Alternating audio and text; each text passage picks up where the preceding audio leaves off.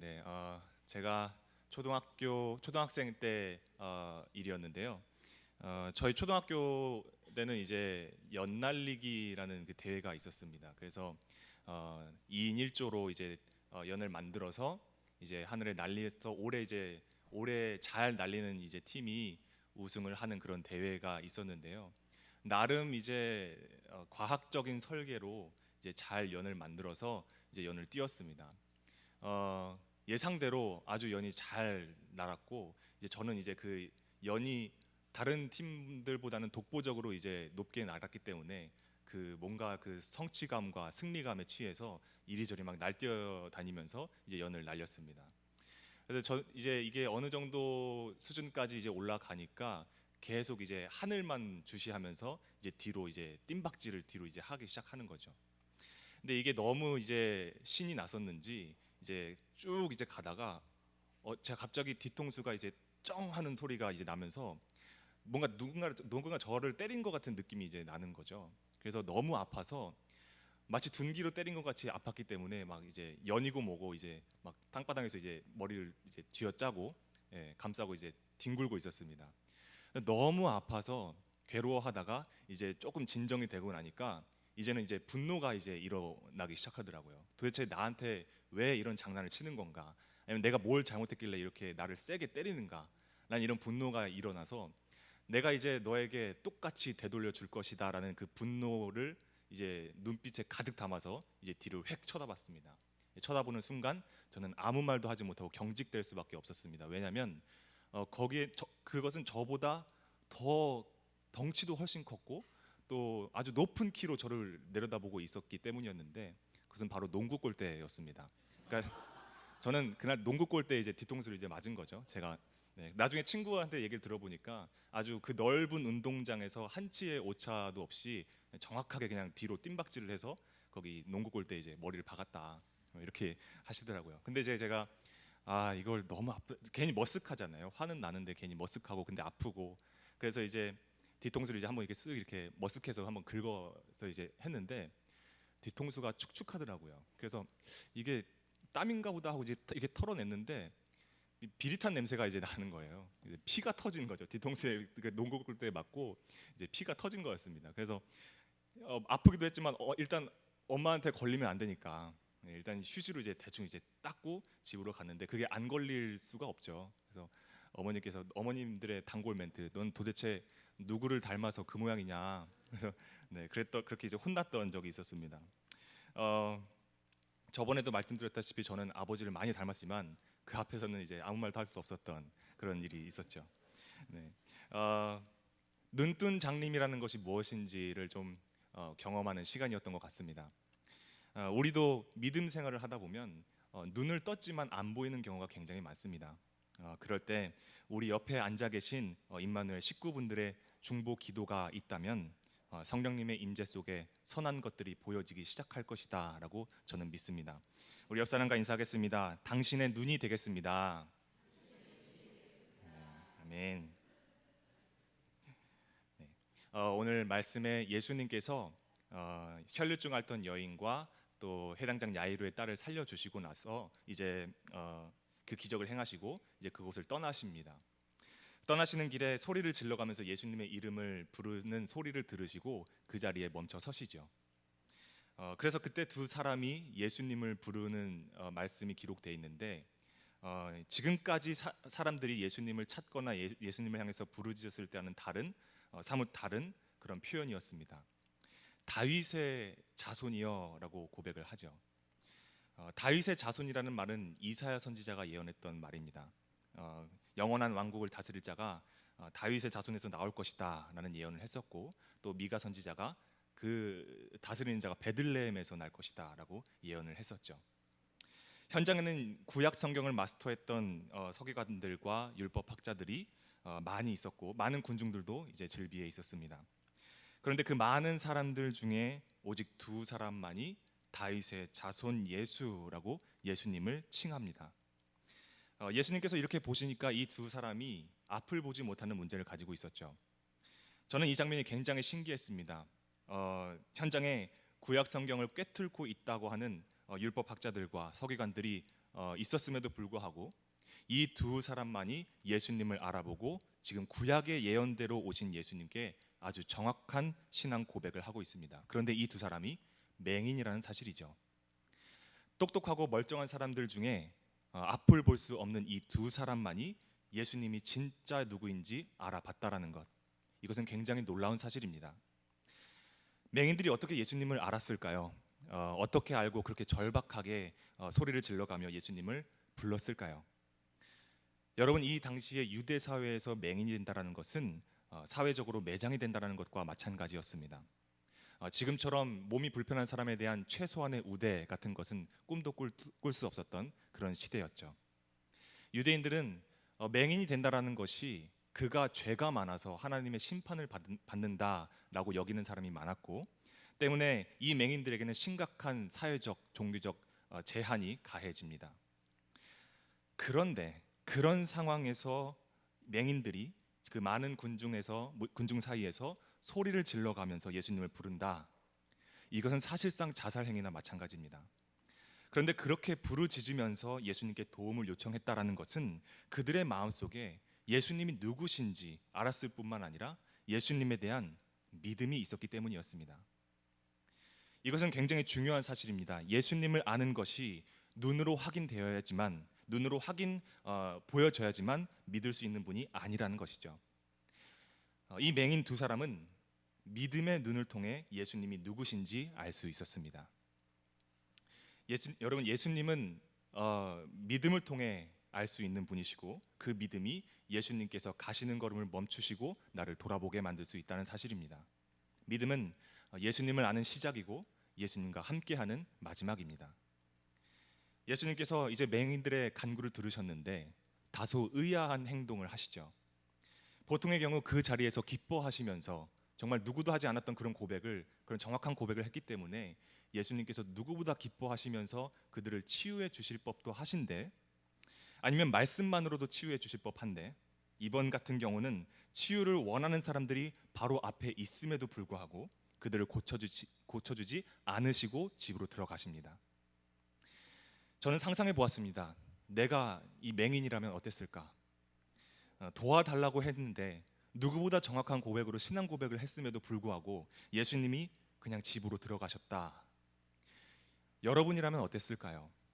이것은 기분이 나쁜 걸로 끝나는 것이 아니라 아무 치욕적인 그런 모습이었을 것입니다. 그런데 이것은 예수님께서 이들을 절대로 무시하신 것이 아니라 그들의 믿음을 다시 한번 보신 것입니다. 다시 말해, 입술의 고백에 대한 결단, 믿음에 의한 행동을 보신 것이죠.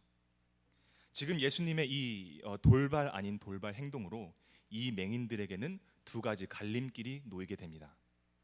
하나는 계속해서 그럼에도 불구하고 예수님께 간구하는 것, 또 하나는 포기하고 포기한 자에게 어울리는 일상으로 돌아가는 것.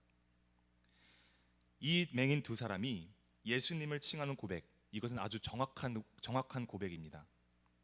그리고 명쾌했습니다. 다윗의 자손 예수. 평소 같으면 그 자리에서 예수님께서 그들을 치유해 주셨을 텐데 지금 예수님에게는 그것보다 더 중요한 것이 있습니다.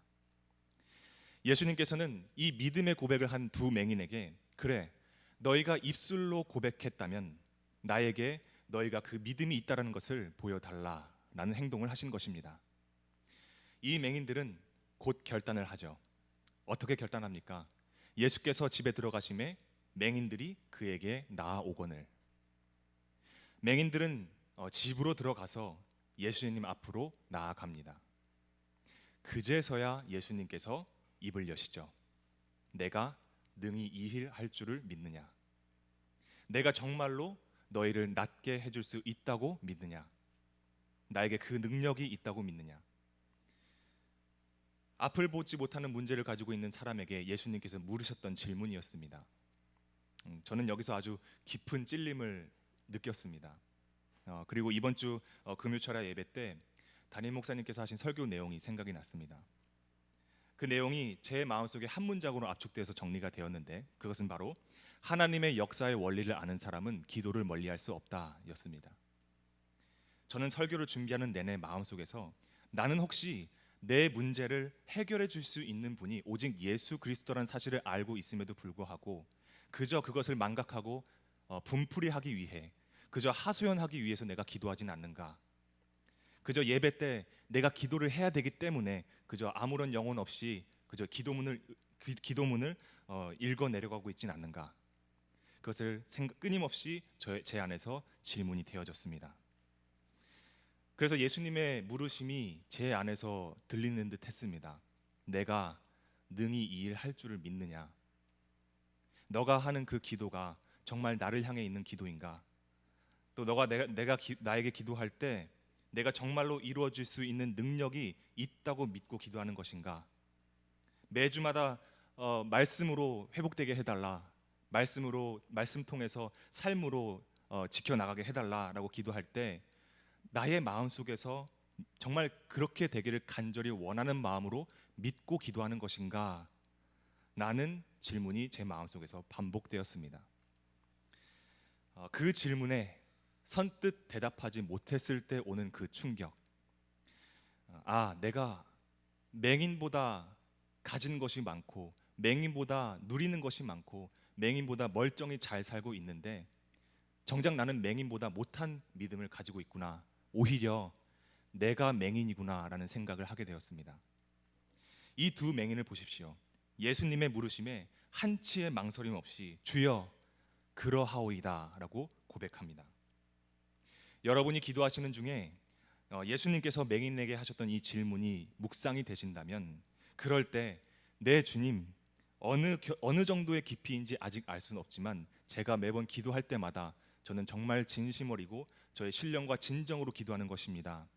그리고 저의 삶에 주관하시는 분이 오직 예수님 뿐이시고 나의 삶을 변화시키시는 분이 오직 예수님 한 분뿐이라는 사실을 알고 믿고 기도하고 있습니다라는 그 고백이 되어지신다면, 그 믿음을 잃어버리지 않고 계속해서 살을 붙여나가 경건한 눈으로 키워나가시기를 소망합니다.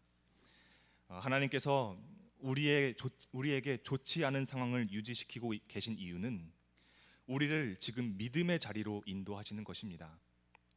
다시 말해, 우리가 하나님을 진심으로 믿고 있다고 고백했기 때문에 그 믿음을 담대히 행하기를 원하시고 계신 것입니다. 그래서 우리는 믿음을 가지되 끝까지 믿는 것이 중요합니다. 오직 예수님만이라는 그 믿음을 마음에 꼭 쥐고 있는 것이 필요합니다. 잠깐 흔들릴 수 있습니다. 잠깐 내 본능에 충실할 수 있습니다. 그래서 그 흔들림으로 넘어져서 내 안에 상처가 생길 수도 있고 내 의지와는 정반대의 결과가 놓일 수도 있습니다. 아픔이 있을 수 있습니다. 세상은 우리의 그 상처와 아픔과 결과를 놓고 판단할 것이고 이 맹인들처럼 나를 소외시킬 수도 있습니다. 그럴 때 여러분이 잃지 않고 꼭 쥐고 있는 그 믿음을 가지고 다윗의 자손 예수여라는 담대한 고백으로 예수님 앞으로 나아오시길 소망합니다. 그럴 때 예수님께서 어떻게 하십니까? 예수님께서 맹인들의 믿음과 결단을 보시고 그들의 아픈 부위, 문제 있는 부위를 만져주십니다. 만져주셨다는 것은 안수하셨다는 것도 있지만 그들의 아픈 부위를 직접 손으로 어루만져 주시면서 그들의 아픔과 그들의 슬픔, 그 영역 안으로 들어오셨다라는 것입니다. 예수님은 그들과 함께 아파하시고 같이 고통을 나누십니다. 그 감정을 같이 공유하고 계신 분이 예수님이십니다. 그러면서 말씀하시죠. 내 믿음대로 되라. 그때 맹인들이 치유를 받습니다. 우리가 이 맹인들처럼 마음속에 분명하고 결단의 믿음을 꽉 쥐고 예수님 앞에 나아갈 때 예수님께서 단순히 치유만 해주시는 것이 아니라 이렇게 남들이 모르는, 나만 알고 있는 비밀, 나만 알고 있는 절망, 나만 알고 있는 고난을 함께 느끼시고 아파하십니다. 그리고 우리의 꽉 쥐고 있는 믿음 그대로 역사하십니다. 믿음대로 되라라는 이 말씀은 오늘 우리에게 주시는 말씀입니다. 믿음과 하나님의 역사하심은 이렇게 매우 밀접한 관계가 있습니다. 우리가 우리 인생의 해결자, 답을 가지고 계시는 분은 예수님이라는 명백한 믿음을 가지시길 소망합니다. 이 맹인들처럼 오늘 우리도 앞을 보지 못합니다. 내가 가고 있는 길이 내가 사는 길인지 내가 죽는 길인지 우리는 알지 못합니다. 어쩌면 우리 본능과 감정에 충실한 삶을 살고 있을지도 모릅니다. 하지만 우리의 구원자 되시는 예수 그리스도께서는 아십니다. 어둠 속에 있는 우리가 어디로 가야 하는지 한 걸음 내딜 때마다 빛으로 인도하십니다. 영적으로 감겨질 수밖에 없었던, 맹인이 될 수밖에 없었던 우리의 눈을 예수님께서 뜨게 해주십니다. 우리를 넘어뜨리는 어떤 문제 앞에서도 우리가 무너지지 않을 수 있는 이유는 오직 이 믿음뿐입니다. 시편 145편 24절 말씀, 그는 넘어지나 아주 엎드려지지 아니함은 여호와께서 그의 손으로 붙드심이로다. 이 분명한 사실 앞에 믿음으로 고백하는 임마누엘 공동체 모두가 되시기를 간절히 소망합니다. 우리 옆사람과 인사하겠습니다. 믿음으로 결단합시다. 아멘. 기도하겠습니다.